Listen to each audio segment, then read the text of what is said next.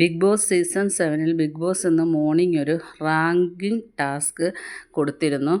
19 rank വരെയായിരുന്നു നൽകിയിരുന്നത്. കാരണം 18 കണ്ടസ്റ്റൻസ് ആണെങ്കിൽ ആദില, നൂറ ഇന്ന് രണ്ടായിട്ടായിരുന്നു ഈ ടാസ്കിൽ പങ്കെടുക്കേണ്ടത്. 1, 2 സ്ഥാനം അങ്ങനെ കിട്ടാൻ വേണ്ടി എല്ലാവരും മത്സരിച്ച് ഇതിൽ വിജയിക്കണം എന്നതായിരുന്നു.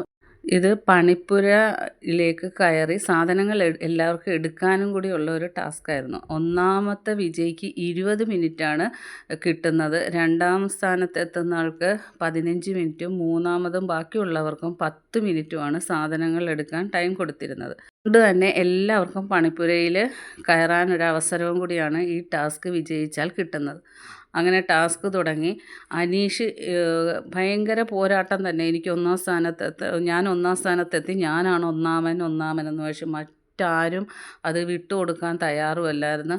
അങ്ങനെ സമയങ്ങൾ പോയി. അല്ലെങ്കിൽ അനീഷിനായിട്ട് ആ ഒന്നാം സ്ഥാനം ഇവരെല്ലാവരും കൂടെ കൊടുത്തിരുന്നത് മറ്റുള്ളവർക്കൊക്കെ ഓരോ റാങ്ക് അവർക്ക് സെലക്ട് ചെയ്തെടുക്കാമായിരുന്നു. പക്ഷേ അനീഷ് ഇങ്ങനെ കടും പോരാട്ടമായത് കാരണം ആരും അതിന് സമ്മതിച്ചുമില്ല. അങ്ങനെ തർക്കത്തിൻ്റെ ഇടയിൽ ടൈം അവസാനിച്ചു. അതിനിടക്ക് എല്ലാവർക്കും ആര്യനെ ഒന്നാം സ്ഥാനത്താക്കണം എന്നൊക്കെ ഉണ്ടായിരുന്നു. പക്ഷെ അനീഷ് ഞാൻ വിട്ടു തരില്ല, ഞാനാണ് ഒന്നാമനെന്നുള്ള ആ ഒരു നിലയിൽ തന്നെ ഇരുന്ന്. അതിനിടക്ക് ആര്യൻ അനീഷിൻ്റെ ടാഗ് വലിച്ചു പൊട്ടിച്ച്.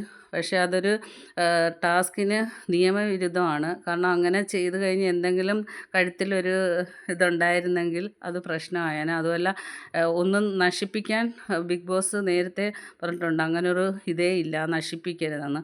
അങ്ങനെ അത് പൊട്ടിച്ച് പലരും ടാഗ് വലിച്ചു പൊട്ടിച്ച് താഴെ ഇട്ടിട്ടുണ്ടായിരുന്നു.